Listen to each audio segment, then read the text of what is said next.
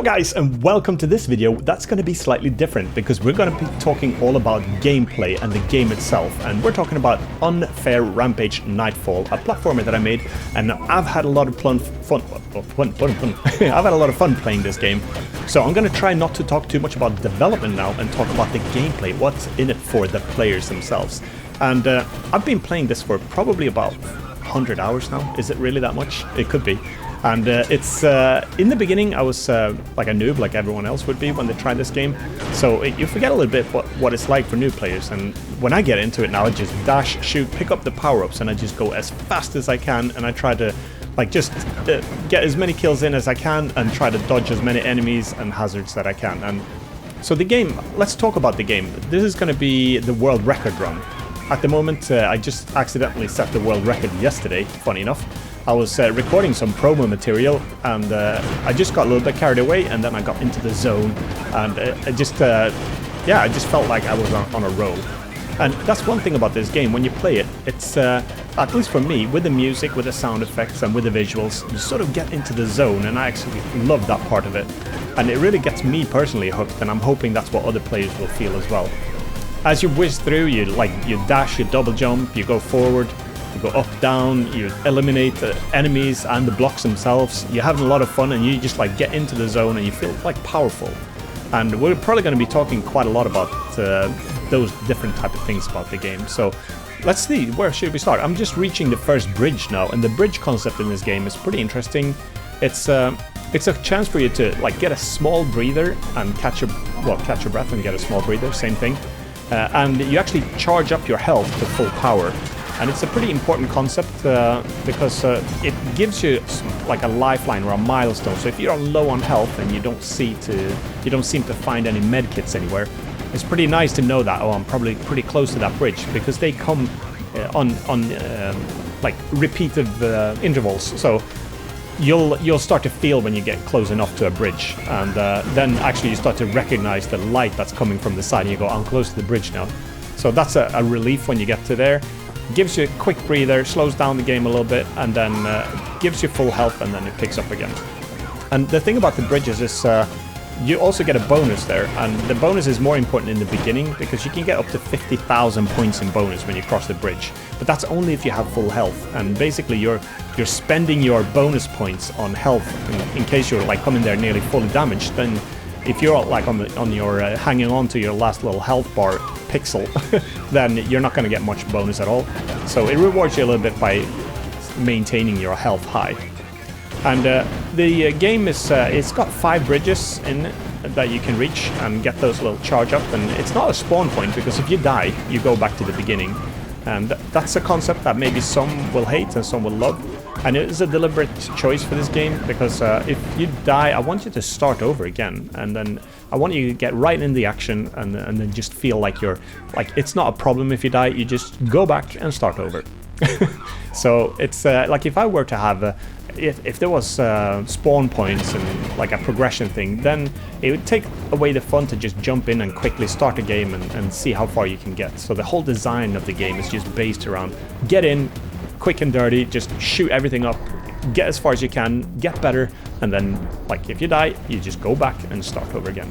So there are 5 bridges to reach, and each one of those will give you full health. And in between there are also some bosses that I'll be coming to in a while. So I'll probably be talking about the boss when we get to there. So power-ups, of course, is another important thing, and in this round I was a little bit surprised because I only have the shield and the BFB, and the BFB is big bullets, and basically it just triples your bullet size, or like it triples the bullets and stack them on top of each other, and then it just gives you like an extra power. And then I have the shield, and here's actually the first boss encounter that I reach. And initially you were only supposed to reach the boss at the very end, but I think it's important that you get to learn his patterns a little bit. And I'm using the shield at this point. Sometimes if you don't have the shield there, it could be pretty tricky. So you can see that you can eliminate him fairly quickly, and it's just to give you a bit of a teaser to see, okay, so there's a boss in here, I can learn his patterns a little bit. And he'll go into stage 2 patterns and things as you progress, but I just wanted to reward players early on to feel like, oh, I've actually reached the boss, now I want to see if I can reach him the second time. And every time you cross a bridge, then a few new level segments are thrown into the mix. And it's also deliberate that all the levels are not completely random at all. It's a bunch of level segments that are about 40 blocks wide, and they're like sort of randomly stacked together, or like stacked one after another. And in the first, before the first bridge, it's always the same set of levels that rotate. So, and the reason why it's the same levels that keep coming back and not all totally random is because you wouldn't get a sense of like that control feeling that I was talking about earlier. Now when you start to, like first everything will feel different and fresh. And then when that feeling sort of disappears, well, you're in good hands anyway, because then you start to recognize and you feel that powerful feeling like, I know this place, I know how to do this one, I know how to navigate this one. So, here's the catapults. Those can be a little bit tricky as well the first time, because if you get hit by one of those fireballs, it's game over. Like one hit of those big ones, you're screwed. And then you can get hit by the embers, and I should probably change the colors of the embers, because they do a little bit of damage, whereas the main fireball does every damage. And here we also saw a ballista bolt that flew in. They're actually pretty easy to dodge, and it's easy to shoot the ballista as well, but sometimes they catch you off guard because they just fly linear straight to the side, so sometimes you might not even be aware of it and suddenly you just get one in your face, and it's not game over then, you can still have a chance to beat it. And with a BFB here you can see the ballista is pretty easy to just destroy, but at the same time you might have some archers and some knights shooting at you, so it's not like super easy, but you'll get the hang of those as well. And then I love the feeling that when you get to the level segment like this one, I love to just jump and dash through, and then you might get a little bit surprised because you might be in the flow and then suddenly there's a catapult fireball coming your way. And then you'll have the archers shooting from the back. So every enemy individually by their own is pretty simple. Like the knight, he's just got a sword, so what can he do? Like he can swing it from you, but he's got no ranged attack. But then you throw in some archers as well, and they're by themselves are pretty easy as well. But put 2, 3, 4, 5 archers and combine it with a catapult, that's when it starts to get a little bit more tricky. And then you come to this segment where like you've got the blade spinning, you've got the maces, you've got a catapult firing, you've got archers, you've got some knights that might even be able to have a dab at you. But I use the shield in this situation quite a lot, and when you play it a lot, you start to get pretty good at timing your power-ups. And the shield is probably one of the most powerful tools you'll have, especially if you enable it just in time so you can save your power bar.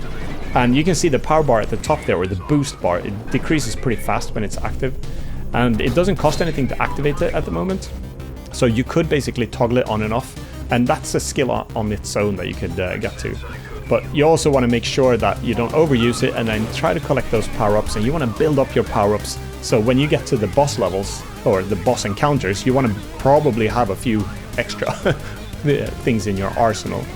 The BFB I find is pretty good. My favorite is probably Rapid Fire, which I haven't even picked up at this stage, which is a little bit surprising. All the power-ups are hiding in those wooden boxes, and when you find a power-up, you don't really know what you're going to get. And if you already have it, it still rewards you a little bit because it powers up your boost bar to the max with that particular power-up. And here we got those flyers. They're absolutely ridiculous. I don't know why I put them in. And at the very beginning, they had massive blades for their feet that they kicked with. But I had a big discussion at home with my family and my wife and my son, and we all agreed that that looked pretty ridiculous. So we replaced it with spiky shoes. And I don't know if that's much better, but they're kind of cute anyway. So I think they've actually got a little bit of a hidden secret as well. And if you kill one of those, they charge your boost bar to the max. But they do pretty much damage as well. And we got the second boss encounter now, so this should be between bridge 4 and 5. And I've got the shield, which is super useful here, and you can see the level blocks on your left there that I'm jumping on now. Those are pretty treacherous as well, because one dab on those blocks and they'll fall apart, so you only have a few times. And the reason why that is because you wouldn't want to be able to just stand on a distance and shoot the boss. That would be too easy, so it has to be a little bit of an extra challenge. And usually the power-ups, like the boss will have more hit points now, or health. So it'll be a bit more tricky to do, but it's still the same attack pattern for him. And sometimes scatter is a good one, which spreads the bullets, but that's also a bit dangerous because you'll shoot your own level from beneath your feet. That's never a good thing, especially if it crumbles like that. And then it's a bit difficult because you need to toggle the power-ups. And when you're in this situation, like remembering what buttons you have mapped to cycle the power-ups could be pretty tricky. And here we also encounter the shielded knights for the first time, and they will block your bullets with a shield, so you have to dash into them or go behind them or from above and shoot them, or like the melee kills. Funny enough, the melee kills are also ridiculously powerful, and that's also by design. Sometimes you get this zoom in effect, and it's a bit of a combined like visual and it's a visual but also a game design element with the zoom in, because it gives you again a little bit of a breather and you can plan your moves in the bullet time slow motion. But also I needed something to promote the game a little bit more from a visual standpoint, so I thought, wait, bullet time, slow motion, melee kills, that should be good. And the melee kills are actually a bit weird, because they give you more boost, so it'll allow you to use your power-ups a little bit more. So if you have the shield on and you dash in and you do some melee kills for your that'll actually keep your boost bar charged. And here it's good to, like when those blades are spinning there, you could either go below them, but if I have the shield, I like to just save some time and dash through and go through it. And I love those effects as well, when you like do a melee kill right by a blade or something, you send one of the enemies just flying. And here we go, this section again. I know first time I reached it, it was ridiculously hard, and then when you got the shield, hey, just enable it and shoot and power your way through it. So I like that. And here we go, the flying ones again. Then I try to cycle my power-ups, so I make sure I charge them. So scatter is fully charged now. Scatter is a good one, because it spreads like the bullets into 3. And that could be pretty powerful, especially if you've got enemies that are spread out. And we haven't talked about the level crumbling, and this is a powerful tool, the scatter, to just destroy those blocks if you need to carve your own path. Probably rapid fire is even better, but I like probably scatter and rapid fire are yeah, I mean they're all good power-ups except for mortar. But sometimes you learn how to use that one too. Here we go, shield again, because we get into a bit of a tricky section. And here I just managed to melee kill 3 knights, send them into the catapult, jump over them, and then have some fun with the knights behind here as well. And we're getting pretty close now. The score is already up to 700,000, and it'll probably take you quite a few hours to reach this level, unless you're like a prodigy. I have a benefit because I made the game, so I sort of know. I've play tested it for so much. But I've seen some of the new players in my Discord. It's a lot of fun to see them playing. And every time they play, they get a little bit further and a little bit further, and then they reach the first bridge, and they reach the first boss even, so that's pretty exciting. And now the boss, you can see the shield is actually active. So when you hit the shield now, it gets like that little white flashing effect, and then the first thing you have to do is destroy the shield, and then he switches into his phase 2 attack movements, which is a little bit trickier to learn. So if you come here for the first time, then you might be caught by surprise. Hopefully you'll have some power-ups, and hopefully you have the ability to cycle through the power-ups and use them effectively. So yeah, I activated the shield right when he was hitting with the blade there. And then usually you have to like double jump back and then dash forward. And then we come cycle into scatter, and we've got him. And originally the game was supposed to end here, like it was going to say congratulations, but that's not the case. It cycles back to the beginning now, and it changes the setting a little bit. So now we've got some pretty autumn leaves instead, or if you're in the US, I guess you call it fall. And you got some particle effects there with the leaves falling, and there's the levels, it's actually the same thing. There are 2 main differences here. First of all, you come with the power-ups that you already have, of course, from the previous round, and then you also come on with low health, if that's what you've got. And the level crumbling, we haven't talked much about that, because I keep just moving so fast forward in this game, especially in the beginning, so I dash forward and just attack my enemies, so you don't really see that part.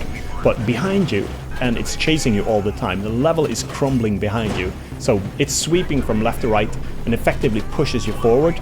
And when you're new in the game, that'll catch you pretty fast, and when you're like experienced, you probably won't even see that crumbling effect until you maybe at this like the fall level here. So that's one of the big differences as well, that moves faster, and you start to feel it, you hear it as well, you hear the level crumbling behind you in the blocks, and that stresses you out a little bit, so you know, like, I'm probably going to move. Here we see it coming on the left side here, so I'm paying attention to that, and that actually raises the adrenaline a little bit, and you go, okay, I have to get a move on now. So then usually when I hear that, I prioritize just moving forward, and I enable, in this case I wanted to charge my shield and try to see what that power up was as well, but the stress is building up, level is crumbling, so now it's time to move on. Let's get out of here. Let's find another place a little bit safer. So then also the other thing that changes is the level. Actually, when you reach this round, second round, you get double score for all the kills, and that's the only way to get points. in this game. You can, when you kill someone or when you harm something, you get scores. You can't harm the hazards. Oh, I nearly died then. See, that was a good save. I'm even giving credit to myself for that one. I like that part because when you fall down, if you're if you're lucky or fast enough, you can shoot a notch into the bricks below you or the tiles, and then just like find a little escape route there. It's like the escape path. And that saved me for this time. I had the shield, but that doesn't save me from falling. So I was pretty lucky there. And we're at 1.5 mil. And what was I saying? Oh yeah, the score increases faster, so you get points for killing enemies and injuring enemies. You don't get anything from shooting the hazards or dying from the hazards for that matter. So that's the only way to collect score. And when you double up to this second round here, the autumn round or the fall round, whatever you want to call it, then you get double points for all the kills. So it actually increases your rate of climbing a little bit. So you'll significantly see that the high score goes up when you start reaching this level. And then, just to make it a little bit different as well, the visuals are like the autumn colors. I really like that part. I miss it's autumn in Sweden now. I live in Australia, so we don't really have that up here in the north. I'm in Brisbane, so I miss those autumn colors, and I thought this was a good way to get it in the game. This is probably my favorite visuals, and maybe some players will never even see this. Maybe they'll just see it on some trailers or something. But if you're persistent, you'll be able to reach this level, I'm pretty sure. So that's the way to give it a little bit of a fresh feeling and replayability. And replayability in this game is very important because the content itself, it's not a tremendous amount of enemies. There's only one boss, but with different attack moves. But what makes it replayable is the fact that you can actually improve your score and cycle and come to the second level. And that you start to naturally get a little bit more nervous the more you get into it. Like the further you get and the more you start to beat your own high score, then the nerves are starting to play in. And so replayability wise, like I said, I've probably played this game nearly 100 hours now, I wouldn't be surprised. And I'm actually really enjoying it. I'll just jump in for it and give it a few rounds now to see. And you can have loads of different challenges as well, because I mainly compete for the highest score that you can get. There's other ways to compete it as well, because everything is timed, all the stats are collected in this game. So every shot you make, every jump you make, every dash that you make, every mile that you cover or meter that you cover, everything is logged into statistics. So for those statistic nerds out there, including myself, it's pretty nice to be able to say, oh, I've ran 400,000 meters now, or I've dashed 10,000 times. And those are also tied into Steam achievements. So if you're not able to compete maybe for the highest score in the world, maybe you can compete for the highest number of dashes, or for the, I don't know, most covered miles in the air, or number of kills, number of times you've been killed by an archer, because you're going to be killed by the archers a lot. They have a sneaky tendency to just get you wherever you want. The shield is so useful there. It sort of becomes like an instinct in the end, apart from there, because I just got hit by a blade. But sometimes when you enable, it's like second nature. You enable the shield just before you get hit, and that's a pretty nice feeling. And especially when it's like in a tricky section where you've got loads of hazards going left and right. So that's, I'm actually feeling nervous now, just looking at this. Because we beat the boss there, we're at 1.8 million. So yeah, and there was, I don't know if you caught that one, but a med kit is hidden in that tile there. So you can't sort of spot it because there's like a red aura of light around that one.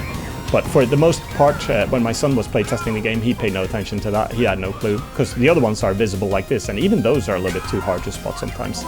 So you start to learn where they are, and I know exactly where all of them are now because I've played so much. And I think it's an important element to have some, like, that recognizable feeling in the game. So when you start to feel like, oh, I know this part. Hey, ooh, it makes me think of Jurassic Park. This is Linux. Or this is Unix. I know this. I don't know, I can't even quote it because I can't remember it, but it was something like that anyway. Something ridiculous. So here we go. Woohoo! Bridge time! Max bonus. So that's pretty nice. When you cross that one, you get a 50k bonus. That's always nice. But at this level, like when I'm at 1.9 mil, those bonuses aren't as important as they are in the beginning when you start learning the game. Here we go. We got the shielded knights, and they'll get you pretty much. They got me there. Yep, thank you. And let's see. The melee kill, always good. Turn around, shoot that guy. And then this section I've seen catch a lot of players out, especially that bottom blade. The right way to do it is jump up here, fall off, and dash, and you're safe. Here we go, time to charge up those power-ups again. So let's have the shield on first, because I need to survive. And then, okay, so we got a catapult. I'm gonna keep my shield on.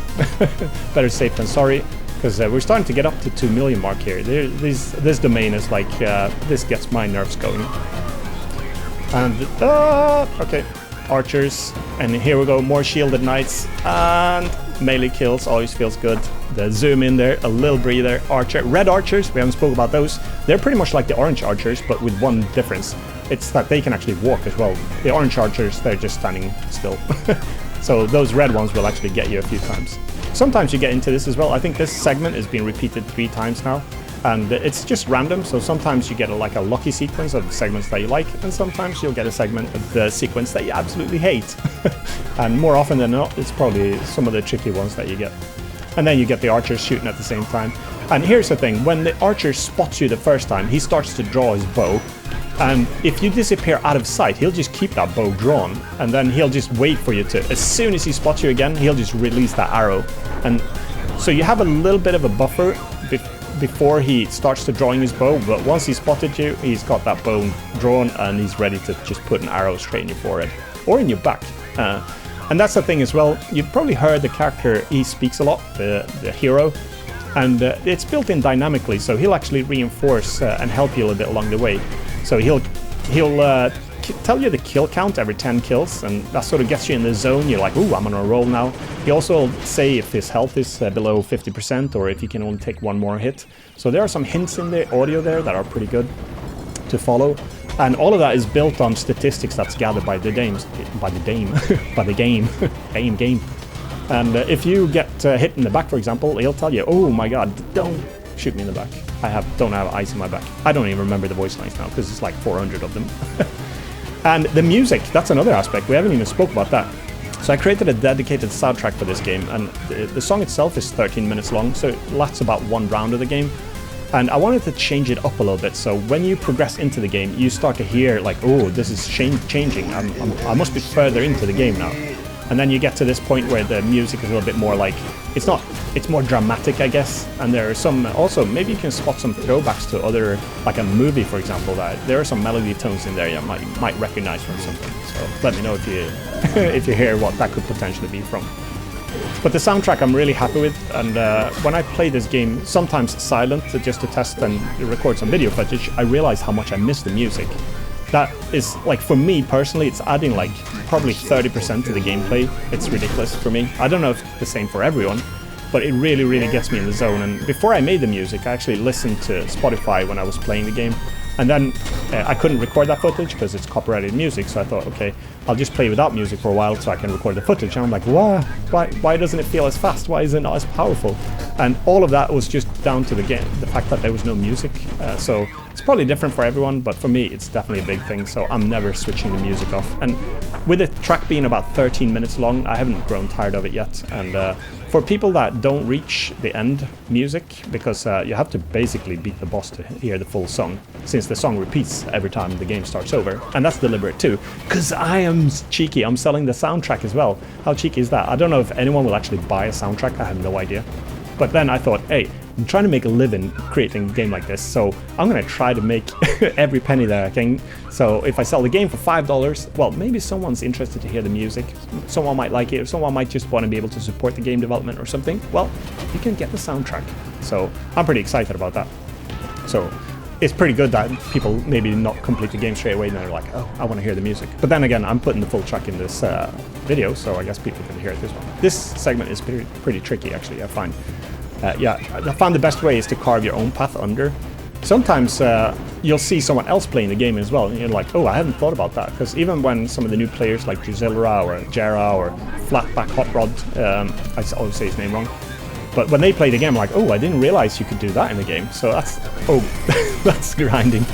Thank God for the shield there. You would have been annihilated if that wasn't the case. But yeah, when I see they playing, I'm like, oh, I didn't realize you could go under that. Or I didn't, because you get sort of set in your way. Oh, did you see that? I just bounced off that catapult. Because it's real-time physics there. Real-time. And we're talking, like, you can not only jump on it, but you can use it as a little, like, launch pad. You could probably do that with the hammers too, but I haven't really seen anyone do it successfully yet. Usually they just smack you in the head and you die. Because they're ruthless as well. The hammers will, on one kill, the hammers will just destroy you. And it could be like you're in the zone, everything's going great, you're like at 2.5 mil, and suddenly you just one quick little dash or one missed time there, for example, and I would have been toast. I would have been flat as a pancake and just squashed into the ground. But I survived this time, and hey, when you're in the zone, you're in the zone. The game's visual design, I've always done this like low poly style, and it sort of gets me back into, because I don't want to make pixel art. I love pixel art, but I don't know. I wanted to create something fresh, but that does a throwback to pixel art, because there's so many pixel art platformers anyway.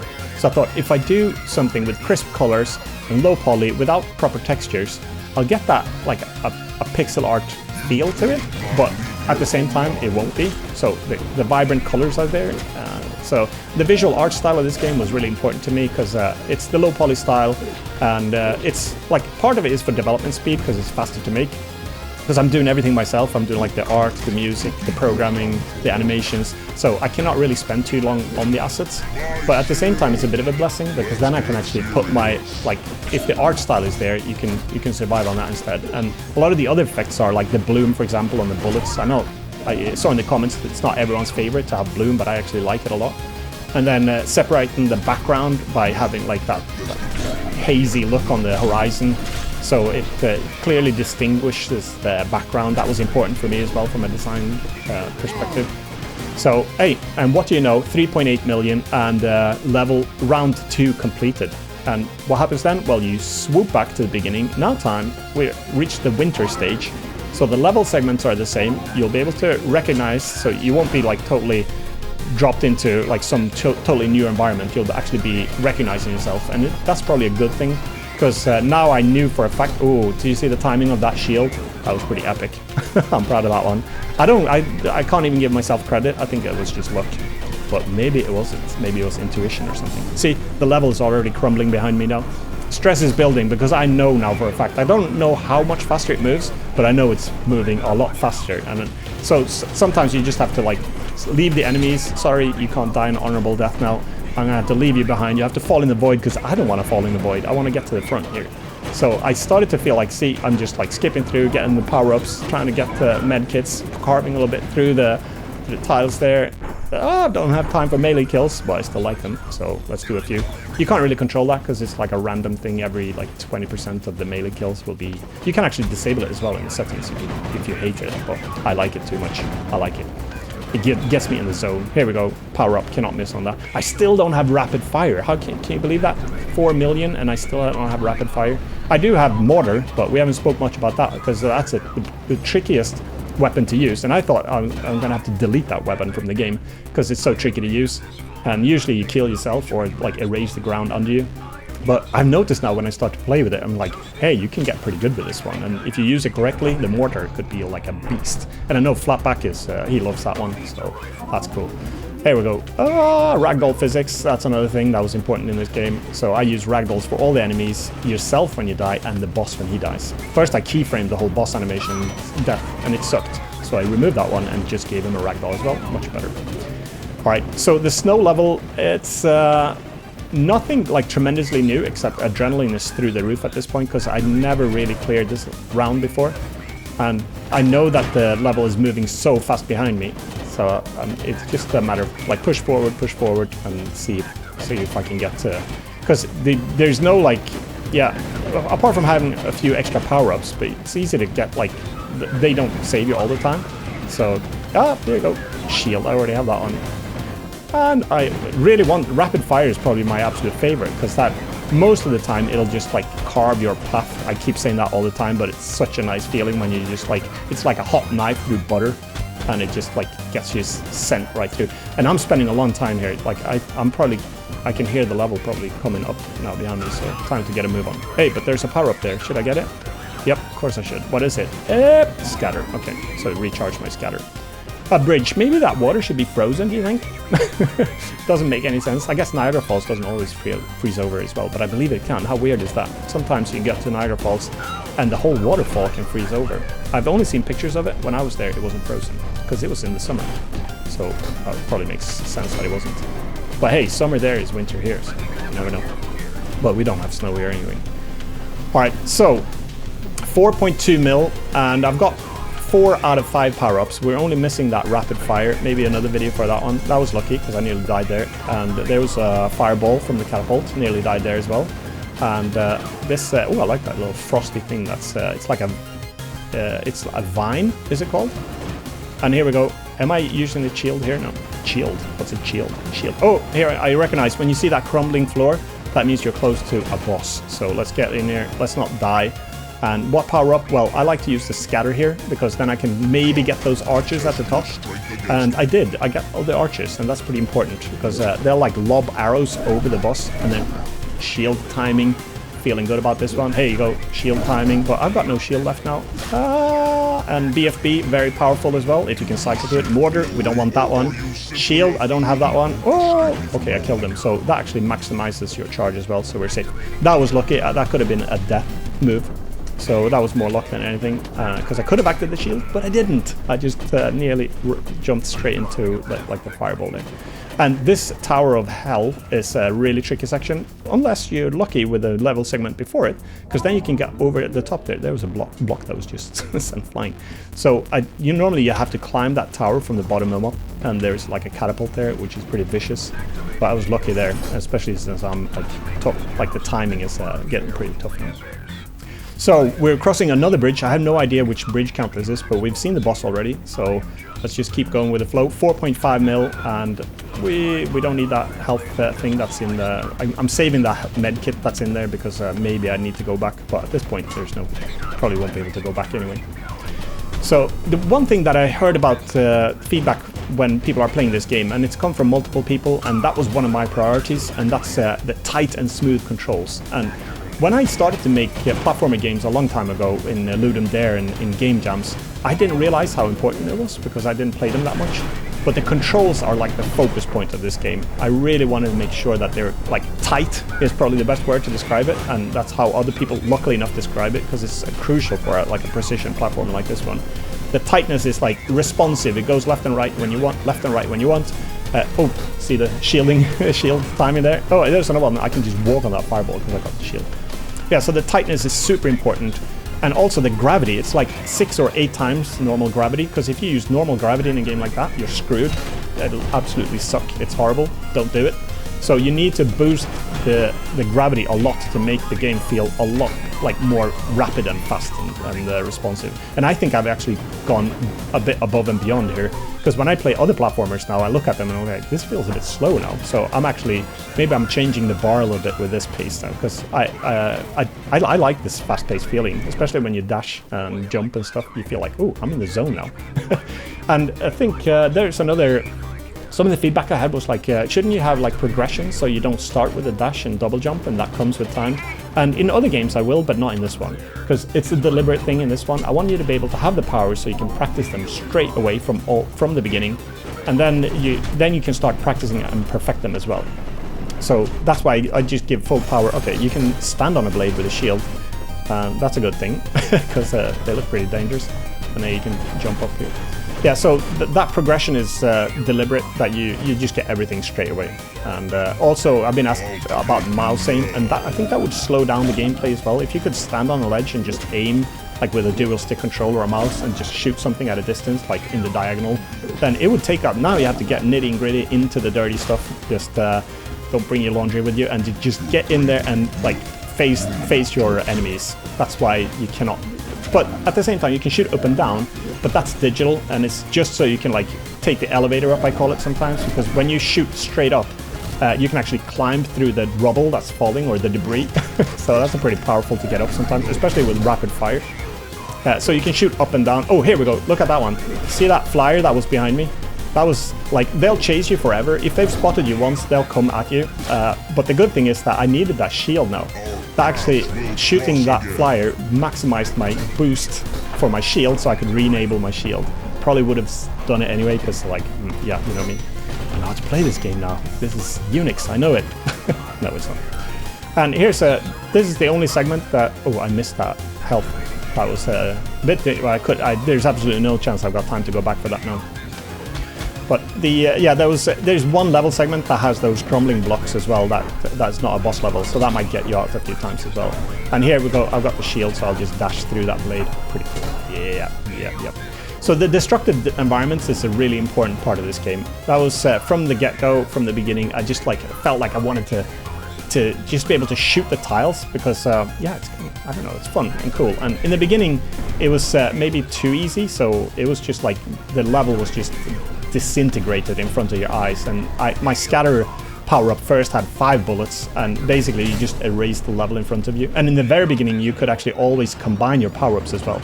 That was ridiculous, because then if you had BFB for the big bullets, you had rapid fire and scatter fire, then you could basically just send like a wall of death.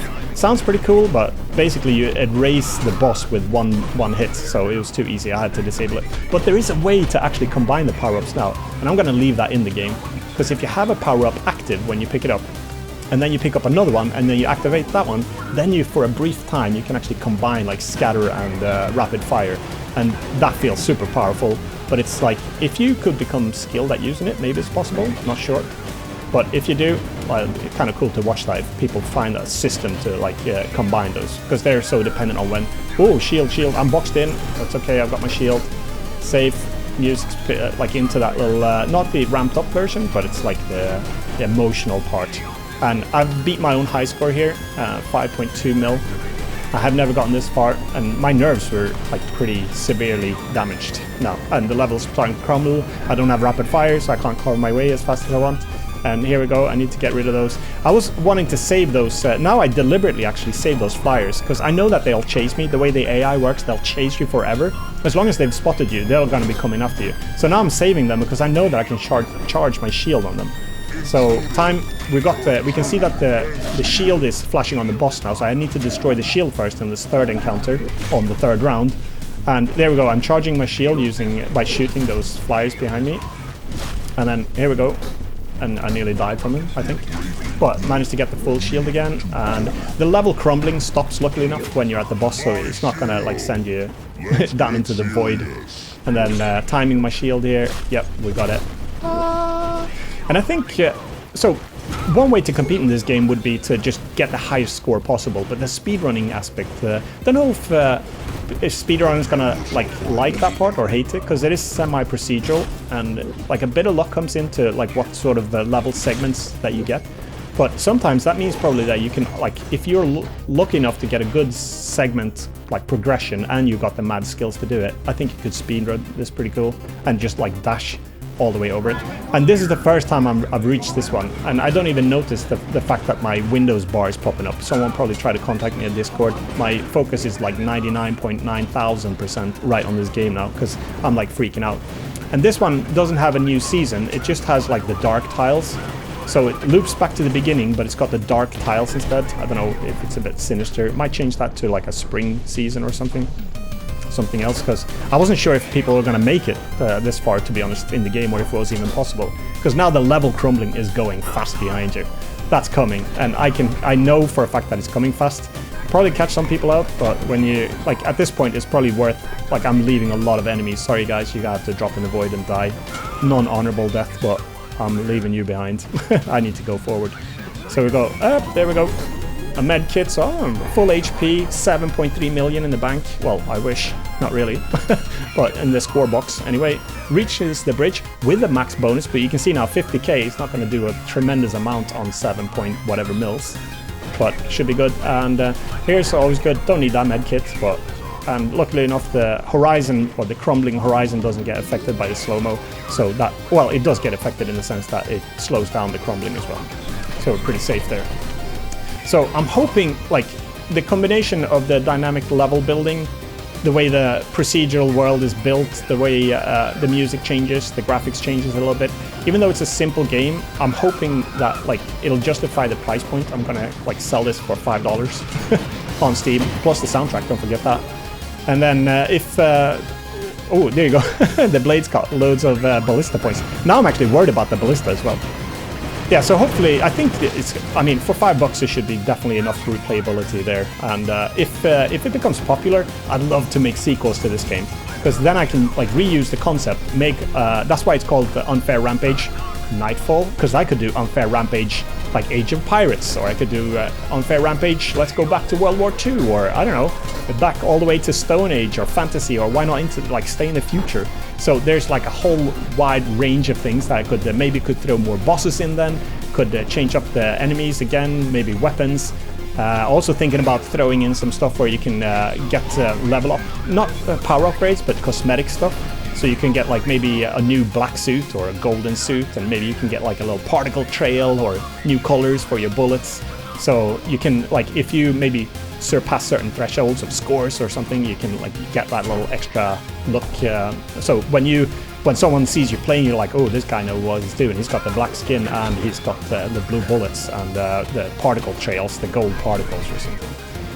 So I am excited about this. It's pretty close to releasing now as well. I'm going to release this game. It's going to be a free demo that's going to be on the Steam Next Fest coming up now in October.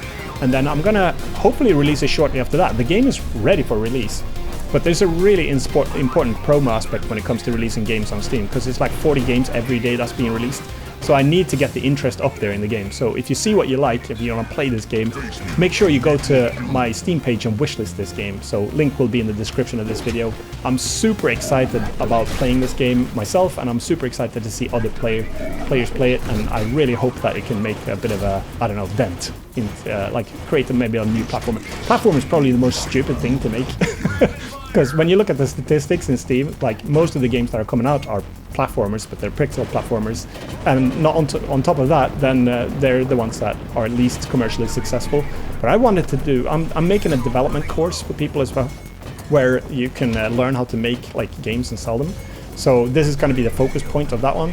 And I'm sorry, I just died, so time's up. But this was my world record. This is the highest score I've ever gotten in the game. I'm really excited about that. I remember getting past 1 million, I was excited. And I even unlocked some achievements there. So the Steam achievement is an important part as well. You get achievements for, like, I think there's about 50 achievements. I'll probably add more to that as well. So number of times you kill the boss, number of times you have, like, total kill count. So some of them will be based on endurance and some will be based on scores. And then timing as well. There are leaderboards, so you can compete against the world and your friends in top score or fastest round completion or number of total kills. And like I said, the statistics are all gathered. It's even got nerdy stats, so you can see all sorts of like uninteresting stuff. But I'm pretty curious about those too. Like number of dashes. Come on, who beats that? All right, so I hope you enjoyed this video, and I hope it gets you a little bit excited to try this game. Again, wishlist it if you could. It'd be doing me a huge favor and help me out a lot. And I look forward to seeing you in another video shortly. So until next time, have a great one, and I'll see you then. Unfair Rampage, Knightfall, coming your way soon.